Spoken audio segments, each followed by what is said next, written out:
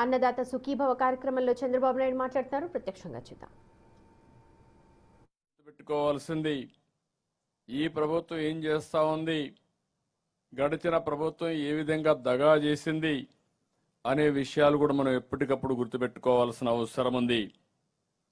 ఈరోజు ఈ ఒక్క కార్యక్రమంలో మీరు చూస్తే మూడో విడత 46,85,000 మందికి రైతులకు ఒక్కొక్క రైతుకు 6,000 రూపాయలు డిపాజిట్ చేస్తున్నాం. అటు కేంద్రం కానీ ఇటు రాష్ట్రం కానీ. ఇంకొక పక్కన మీరు ఒకసారి చూస్తే ఈ ఒక్క విడతలోనే రాష్ట్ర ప్రభుత్వం మొత్తం కలిసి 2,676 కోట్ల రూపాయలు మీ అకౌంట్లో వేసాం. ఇందులో రాష్ట్ర వాటానే 1,874 కోట్లుంది. మొదటి విడతలో 700 రూపాయలు, రెండో విడతలో 7,000 రూపాయలు, మూడో విడతలో 6,000 రూపాయలు. అంటే మొత్తం కలిసి ఈ సంవత్సరంలో ప్రతి ఒక్క రైతు అకౌంట్లో 20,000 రూపాయలు జమ చేసిన ఘనత ఎన్డీఏ ప్రభుత్వానికి దక్కింది. ఈ విషయం రైతులందరూ కూడా గుర్తుపెట్టుకోవాల్సిన అవసరం ఉందని విజ్ఞప్తి చేస్తున్నా. 2025 ఆగస్టు 2న మొదటి విడత 3,174 కోట్లు, నవంబర్ 19న రెండో విడత 3,135 కోట్లు, రెండు కలిపి 6,309 కోట్లు ఇచ్చాం. మూడో విడత 2,676 కోట్ల రూపాయలు మీ అకౌంట్లో వేశాం. మొత్తం కలిసి ఈ సంవత్సరం 8,985 కోట్ల రూపాయలు రైతులకు ఇచ్చిన ఏకైక ప్రభుత్వం ఎన్డీఏ ప్రభుత్వం అని చెప్పి కూడా నేను మీకు తెలియజేసుకుంటున్నా. ఇందులో కేంద్రం 6,000 ఇస్తే మనం 14,000 ఇచ్చాం. రెండు కలిపి 20,000 అయింది. అదే గడిచిన కాలంలో 7,500 రూపాయలు ఇచ్చి మిగిలిన అన్ని కార్యక్రమాలు కూడా ఆ రోజు ఎగ్గొట్టే పరిస్థితికి వచ్చారు. ఈరోజు ఈ ప్రభుత్వం 7,500 నుంచి 14,000 చేశాం. అదే సమయంలో టెక్నాలజీనే కాకుండా అన్ని విధాల రైతుని ఏ విధంగా ఆదుకోవాలనో అన్ని విధాలు ఆదుకోవడానికి ముందుకు పోతున్నామని చెప్పి కూడా నేను మీకు తెలియజేసుకుంటున్నాను.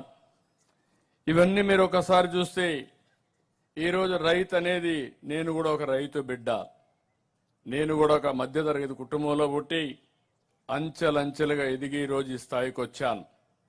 నేను ఎప్పుడు కూడా వ్యవసాయం మీద నాకు ఎక్కువ కమిట్మెంట్ ఉంటుంది. దానికి కారణం నేను కూడా రైతు బిడ్డని. నేను పుట్టిన ఈ కుటుంబాలు ఎవరు కూడా ఇబ్బందుల్లో ఉండకూడదనే ఉద్దేశంతోనే అనునిత్యం మీకు నేను అండగా ఉన్నానని మరొక్కసారి విజ్ఞప్తి చేస్తున్నాను. సమైక్య ఆంధ్రప్రదేశ్లోని వ్యవసాయానికి ప్రత్యేకమైన బడ్జెట్ పెట్టించాం. ఈరోజు మీరందరూ గుర్తుపెట్టుకోవాల్సిన అవసరం ఉంది.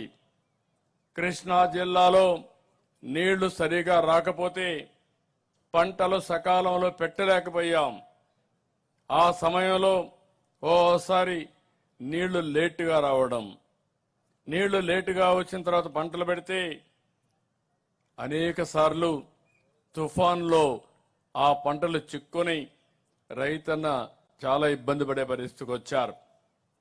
ఆ రోజు నేను ఒకటే ఆలోచించాను, ఏ విధంగా అయినా సరే మీకు న్యాయం చేయాలనే పోలవరం ప్రాజెక్టు వస్తున్నా, పోలవరం ప్రాజెక్టు వచ్చే మునిపే పట్టసీమ పెట్టి పోలవరం ద్వారా ఆ నీళ్లు, గోదావరి నీళ్లు కృష్ణా జలాలకు కలిపిన ఘనత ఈ ప్రభుత్వాన్ని.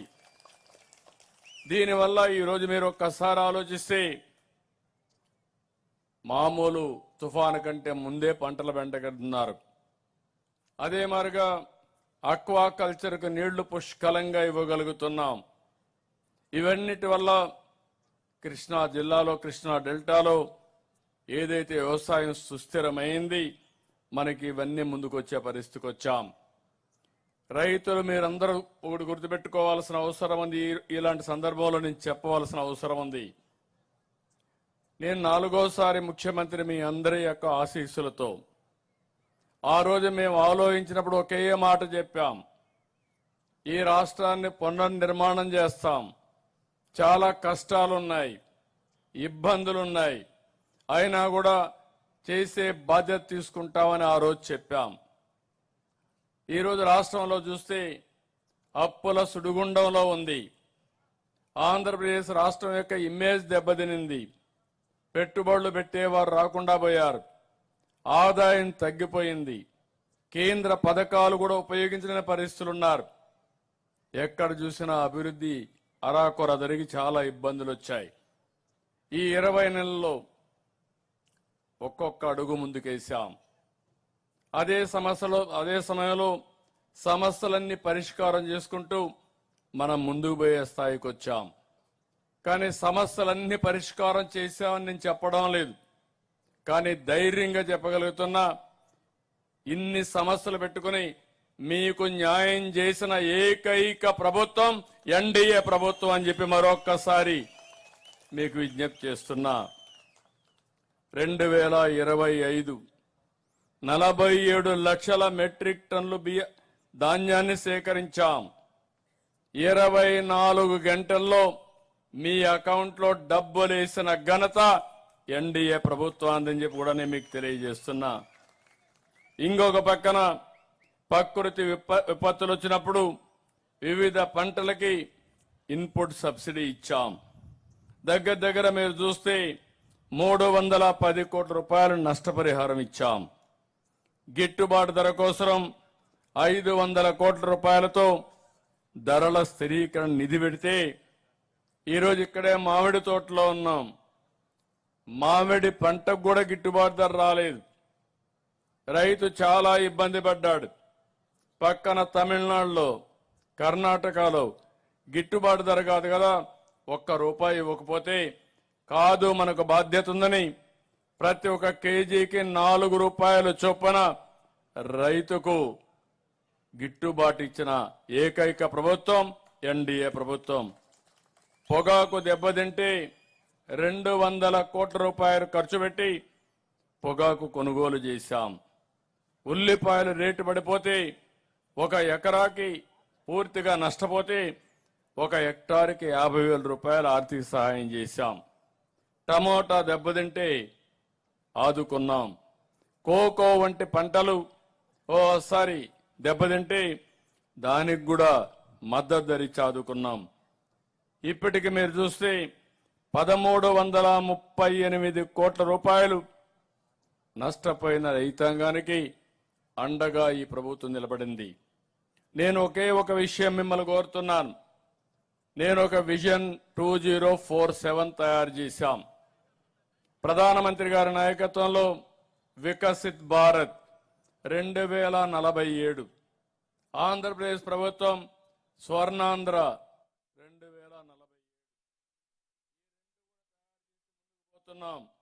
2047. 2047కి ఒక విశిష్టత ఉంది.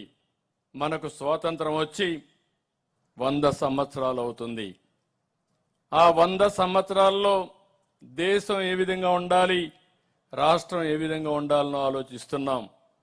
అందులో కూడా మీరు ఒక్కసారి చూస్తే అగ్రికల్చర్కి, వ్యవసాయానికి పెద్దపీట వేస్తున్నాం. అగ్రి టెక్నాలజీ ఉపయోగిస్తున్నాం. నేను ఇక్కడ వచ్చినప్పుడు నేను చూస్తే చాలా సంతోషం. ఈ మామిడి చెట్లలో కూడా మామిడి కాయలకి కవర్లు పెట్టి ఆధునికతతో ముందుకు పోతున్నారంటే చూసినప్పుడు నాకు చాలా సంతోషం కలిగింది. ఇప్పుడే మీ పొలాల్లో చూశాను, డ్రోన్ పెట్టి విత్తనాలన్నీ జల్లే పరిస్థితికి వచ్చారు. పక్కనే వెళ్ళాను, వెళితే డ్రిప్ పెట్టి ఈ యొక్క వంగ గాని వంకాయలు గాని ఆ తోటలన్నీ వేసే పరిస్థితికి వచ్చారు. ఇక్కడే ఈరోజు కృష్ణా జిల్లాలో ఎక్కువ రొయ్యలు గాని చేపలు గాని పండిస్తారు. ఈరోజు ఆధునీకరణ తీసుకొస్తున్నాం. దీనివల్ల మీరు ఒక్కసారి చూస్తే అంత మునుపంతా కూడా మీరు చాలా ఇబ్బందులు పడ్డారు. మామూలు ఇబ్బందులు కాదు, రైతాంగం చాలా ఇబ్బందులు పడితే అంత మునుపు కరెంటు రాయితీ ఇస్తామని మోసం చేస్తే ఈరోజు ఈ ప్రభుత్వానికి ఎన్ని కష్టాలున్నా ప్రతి ఒక్కరికి యూనిట్ ₹1.50 తగ్గించి 810 కోట్ల రూపాయలు ఒక్క అక్వాకల్చర్లో రాయితీ ఇచ్చామంటే అది ఈ ప్రభుత్వానికి అక్వాకల్చర్ పైన ఉండే అభిమానం అని చెప్పి మరొక్కసారి విజ్ఞప్తి చేస్తున్నాను.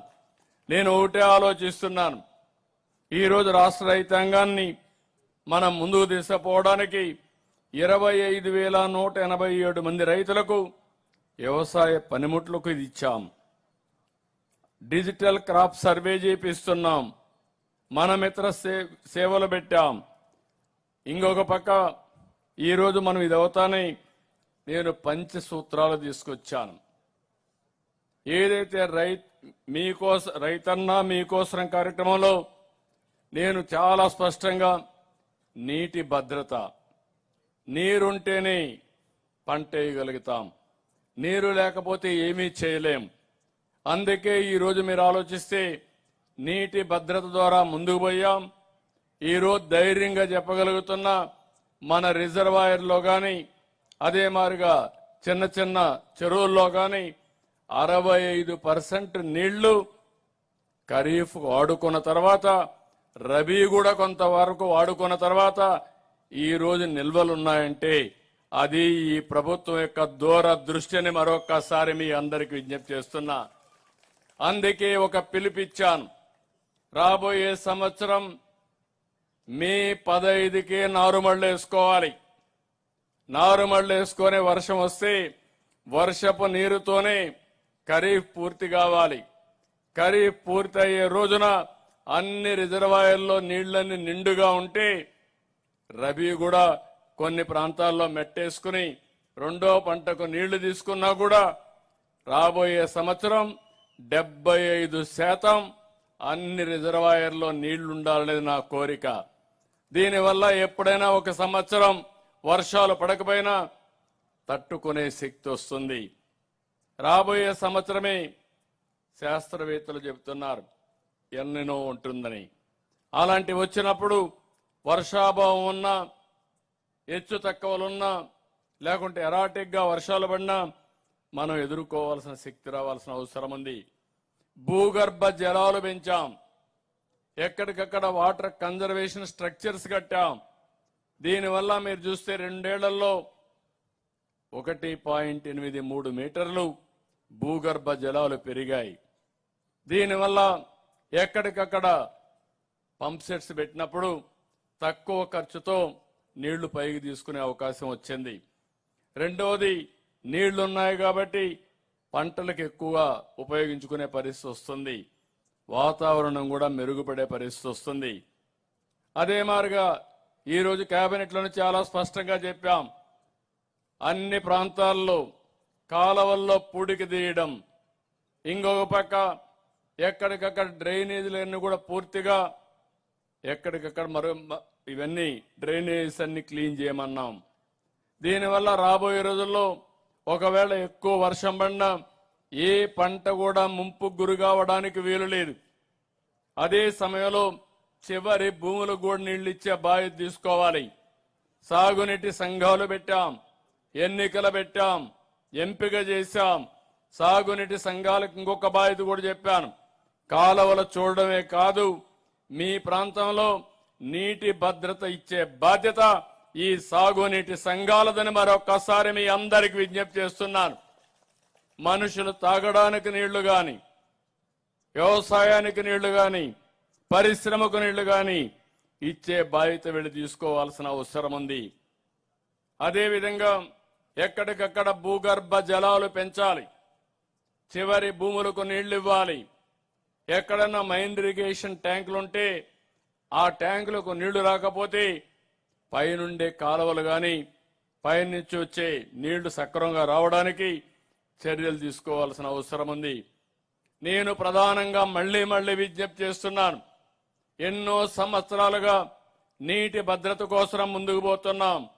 ఈ రోజు మీ అందరికీ హామీ ఇస్తున్నాను. ఆ రోజు పోలవరం ప్రాజెక్ట్ ని ప్రతి సోమవారం పోలవరంగా డిక్లేర్ చేసి నేను పర్యవేక్షించి 72% పూర్తి చేశాను. డయాఫామ్ వాల్ పూర్తి చేశాం. గవర్నమెంట్ మారింది, సీతకన్నేశారు. సీతకన్నేసి ఏజెన్సీ మార్చి ఇంజనీర్లు మార్చి అనాథన చేశారు. గోదావరిలో ఒక్కొక్కసారి ఉన్న పళంగా ఉధృతంగా వర్షపు నీరు వస్తాయి.